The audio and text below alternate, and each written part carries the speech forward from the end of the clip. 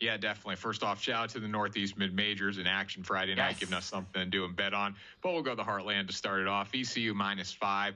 Defense defines VCU, as you were saying, really good three-point defense, really good defense in general. They're 35th in adjusted defensive efficiency, according to KenPom. St. Louis is 312, so I think that's going to be the area where this game is decided. Overall in KenPom, St. Louis is 209, VCU is 81st. So I think a 5-point spread just simply isn't enough, even with VCU going on the road here. The Rams have won 4 of their past 5 games, playing really good basketball right now. St. Louis has lost 4 of their past 5 games. So the offensive edge might go to the Billikens here, but their defense just hasn't been that good. And this is going to make a huge difference in the game, because if you don't defend VCU, they're still going to hurt you.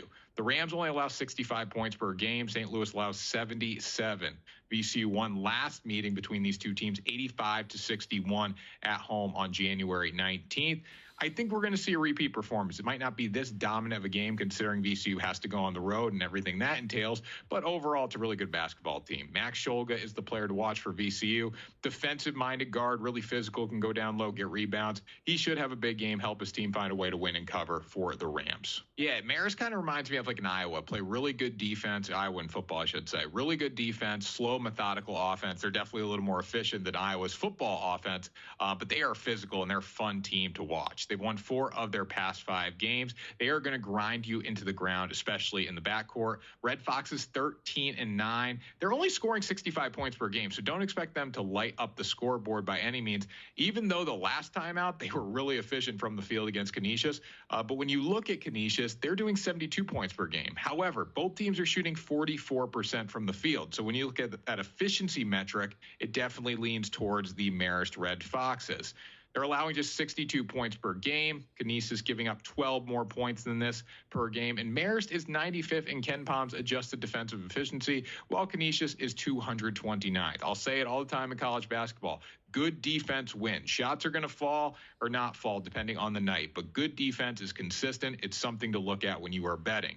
If shots aren't falling, I see this being a low-scoring defensive battle that Marist can win and cover in. Again, last time out against Canisius, they won 80-71. Both teams were over 50% from the field, which is kind of wild. It's very rare for Marist.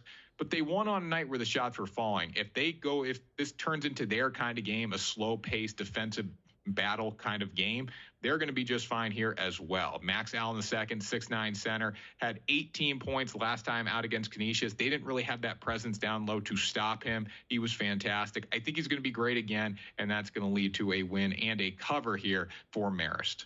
Yeah, the money's coming in on Mount St. Mary's. I think the public is going to win here. I will be on Mount St. Mary's. They're both not great teams, but the upside is for the Mountaineers is that they have a lot of advantages coming into this game. Rider did beat them by 4 on January 27th in a game where the Broncos were 17 of 17 from the free throw line. They're usually closer to 74%. I don't see them going 100% from the line, and that ultimately made the difference the last time these two teams faced off. I think the Mountaineers just didn't really play well that night. They really weren't good from the free throw line. So if they can fix those issues, I think they're going to be okay coming into this one.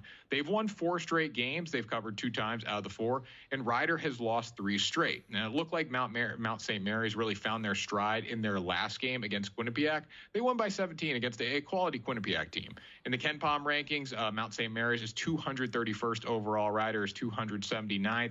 The two have comparable offenses, but when it comes to defense, again, if you've noticed a trend in my picks tonight, it really comes down to which defense is better, which defense is going to make the difference. And in this game, that is Mount St. Mary's. They have over a 70-spot advantage in the adjusted defensive efficiency metric from KenPom.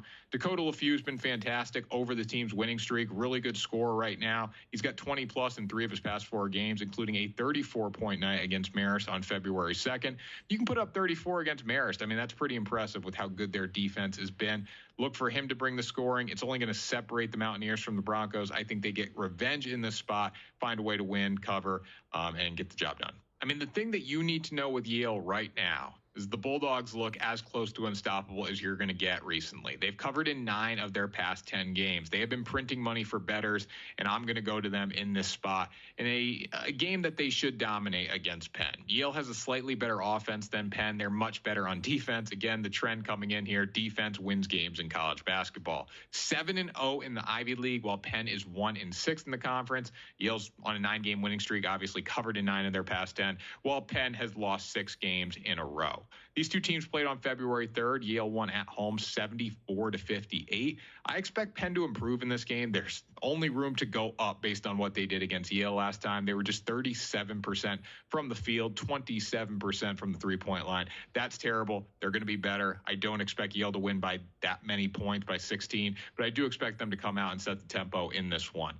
Yale was over 50% from the field as well in that game, so they might not be this good as well. So just goes back to defense in this one. What's going to be the consistency point? And that's Yale, as you said, they're playing better defense. The Bulldogs allow 6 less points per game than Penn. They shoot nearly 2% better from the field, which does make a difference. And they're a balanced team, ranking 89th in the Ken Pom rankings. Penn is 205th, so the balance just simply isn't there. They're also 264th in adjusted defensive efficiency.